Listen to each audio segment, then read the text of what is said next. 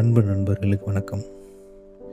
இன்றைக்கி நம்ம சேக்கி புக் மார்க்கில் 2000 வெளிவந்த ஒரு சிறு புஞ்சிரிங்கிற ஒரு மலையாளத்தை படத்தை பற்றி தான் பேசலாம்னு தோணுச்சு. எதாச்சும் ஒரு நாள் யூடியூப் சர்ச் பண்ணிகிட்டு இருக்கும் பொழுது அதில் கம்மியான டைமில் ஒரு படம் பார்க்கலாம், அதுவும் ஒரு கொஞ்சம் பழைய படமாக பார்க்கலாங்கிறபோது இந்த படம் எனக்கு கிடச்சிது. சரி பார்க்க ஆரம்பிக்கலாங்கும்போது இந்த படம் ஒரு வாழ்க்கையின் ஒரு முக்கியத்துவத்தை இந்த படம் நிறையா உணர்த்துச்சு. எப்படின்னா, இந்த படத்தில் பெரிய என்டர்டெயின்மெண்ட்டோ எந்த ஒரு ட்விஸ்ட்டோ எதுவுமே கிடையாது. கிட்டத்தட்ட இது ஒரு டாக்குமெண்ட்ரி மாதிரி தான் இருக்கும். ரொம்ப பொறுமையான மனநிலையில் தான் பார்க்கணும். இந்த படத்தை பார்த்து முடித்ததுக்கப்புறம் நம்ம என்ன மாதிரி வாழ்ந்துட்டுருக்கோங்கிற ஒரு கேள்வியே வர ஆரம்பிச்சது. எப்படின்னா, காலையில் எழுந்திரிக்கிறோம், பொருளியல் உலகியல் தேவைக்காண்டி சர்வைவலுக்காண்டி நம்ம வேலை பார்க்குறோம், ஆஃபீஸ் போகிறோம், வேலை பார்க்குறோம். அவசரம் எல்லாத்துலேயும் அதிகப்படியான ப்ரெஷரு, அரசியல், நட்பு எல்லாம் கடந்து வரோம். திரும்ப நிறைய என்டர்டெயின்மெண்ட்டுக்குள்ளே உள்ளே போகிறோம். திரும்ப அடுத்து எதிர்காலத்தை பற்றியான சிந்தனைகளும் இந்த மாதிரி ஒரு பரபரப்பான ஒரு சூழ்நிலையில் இருக்கிற மாதிரியே ஒரு உணர்வு இருக்குது. நமக்கு அப்படி தான் இருக்கும். அப்படி இருக்கும்போது இந்த படம் பார்க்கும்போது நிறைய வேல்யூ சிஸ்டத்தை இது காமிக்குது. எப்படின்னா, இந்த படம் எங்கேருந்து ஆரம்பிக்குதுன்னா, கேரளாவில் ஒரு தோட்டத்துக்குள் நடுவில் இருக்கிற ஒரு வீட்டில் இருக்கிற ரிட்டையரான கிருஷ்ணனுங்கிறவரும் அவரோட மனைவி அம்மாளுங்கிறவரும் இருக்கிறாங்க. இவங்களோட காலை பொழுது ஒரு நாள் எந்திரிக்கிறாங்க. அதுலேருந்து தான் அந்த படம் ஆரம்பிக்குது. காலையில் எந்திரிக்கும் பொழுதே அந்த தோட்டங்களும் அங்கே இருக்கிற பறவைகளின் சத்தமும் அழகான ஒரு என்விரான்மெண்ட்டை நமக்கு அதில் காமிக்கிறாங்க. அதுக்கப்புறம் இந்த படத்தில் இவர் கிருஷ்ணன் அந்த தோட்டத்தை பராமரிக்கிறாரு. அந்த தோட்டத்தில் இருக்கிற செடிகள் எல்லாத்தையும் அவரோட ஒரு குழந்தையாகவே அவர் பார்க்குறாரு. அவ்வளோ கேர் எடுத்துக்கிறாரு. இப்படி இருக்கும் பொழுது அங்கே ஒரு குட்டி பையன் வரான், ஒரு மாங்காய் பறிக்கிறதுக்கு. அவனை வார்ன் பண்ணுறாங்க. அதுக்கப்புறம் தான் தெரியுது அவன் ஒரு ஏழ்மையான பையன், படிக்க கூட அனுப்பாமல் இருக்கிறாங்க. ஸோ அதனால் அவங்க வீட்டில் ஒரு ஹெல்ப்பராக வச்சுக்கிட்டு அவனை படிப்பு சொல்லி கொடுத்து ஸ்கூலுக்கு அனுப்புறதுக்குரிய ஏற்பாடுகள்லாம் பண்ணுறாங்க. இதுக்கு நடுவில் அவங்க பக்கத்து வீட்டில் இருக்கிறவங்களுக்கும் ஒரு பொண்ணு இருக்குது. அவங்களுக்கும் இவங்க வீட்டில் தான் இருக்கிறாங்க. நிறைய ஹெல்ப்லாம் பண்ணிகிட்ருக்காங்க.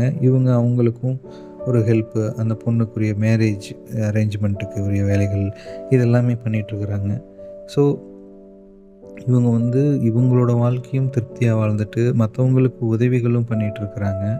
இப்படி இருக்கும்போது கிருஷ்ணன் அவரோட நண்பர் அவர் வீட்டுக்கு வராரு. அன்றைக்கி அவங்களோட பழைய நினைவுகளை பற்றி பேசிக்கிட்டு இருக்கிறாங்க. இன்னும் காசி ராமேஸ்வரம்லாம் போகணும், அதுக்கப்புறம் தான் போய் சேரணும் அப்படிங்கிற மாதிரி டிஸ்கஷன்லாம் நடக்கும்.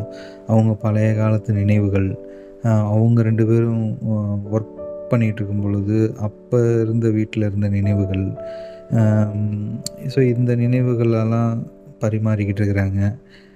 அதுக்கப்புறம் பார்த்திங்கன்னா, இவர் அவர் மனைவியை ரொம்ப காதலிப்பார். எப்படின்னா, அவங்கள தூரத்தில் ஏதாவது வேலை பார்த்துட்ருக்கும் பொழுது அவங்க பார்த்து ரசிப்பார். அதுக்கப்புறம் அவங்க செய்கிற சாப்பாடை ரொம்ப ருசித்து சாப்பிடுவார். நிறையா அவங்களோட மனைவிக்கு இவரே தலை சீவி விடுவார். இந்த மாதிரி ரொம்ப ஒரு வயதில் முதியவர்களாக இருந்தாலும் அவங்களோட நடவடிக்கைகளில் இவங்க 2 பேத்துக்குள்ளேயும் ஒரு குழந்தைத்தன்மையாகவே இருப்பாங்க. அவ்வளோ அழகாக இருக்கும் அந்த பேரை பார்க்கவே. அந்த அம்மாவும் பார்த்திங்கன்னா, அந்த பெரியவர் கூட அவ்வளோ லவ் பண்ணுவாங்க. அவருக்கு தேவையானதெல்லாம் பார்த்து பார்த்து சமையல் பண்ணி கொடுப்பாங்க. இவங்களோட டிஸ்கஷனே அழகாக இருக்கும். ஒரு இடத்துல வந்து இந்த படத்தோட தலைப்பே வந்து எனக்கு ஒரு சிறு புஞ்செரிங்கிறதோட மீனிங் வந்து ஒரு சிறு புன்னகைன்னு தான் நினைக்கிறேன் எக்ஸாக்ட்டா. ஏன்னா அந்த ஒரு சீன் வரும். அத பேஸ் பண்ணி தான் இருக்கும்னு நினைக்கிறேன். எனக்கு மலையாளம் தெரியாது. இருந்தாலும் கிட்டத்தட்ட தமிழ் ஒற்றி இருக்கிறனால அதுதான் இருக்கணும். ஆம், எப்படின்னா, அ ஒரு ஃப்ளாஷ்பேக்கா அவங்க டிஸ்கஸ் பண்ணிட்டுருப்பாங்க.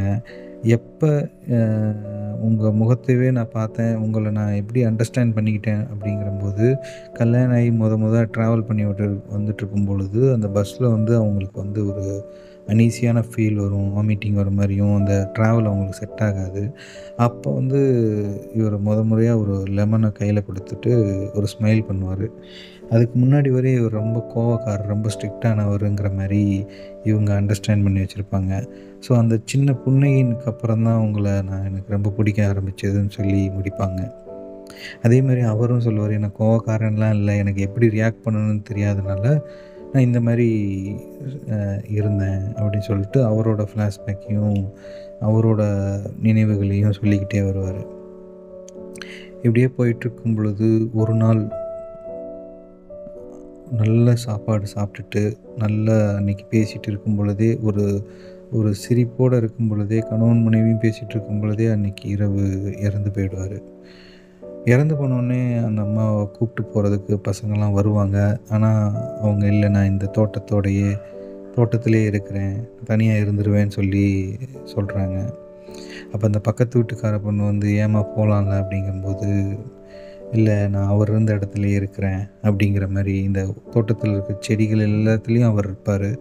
அவரோடயே நான் இருக்கிற மாரி இருக்கும்னு சொல்லுவாங்க. அது இல்லாம ஒரு முக்கியமான ஒரு விஷயம் ஒண்ணு சொல்லுவாங்க. பொதுவா பெண்கள் வந்து அவங்களோட கணவனுக்கு முன்னாடியே சுமங்கலியா போய் சேரணும்னு சொல்லுவாங்க.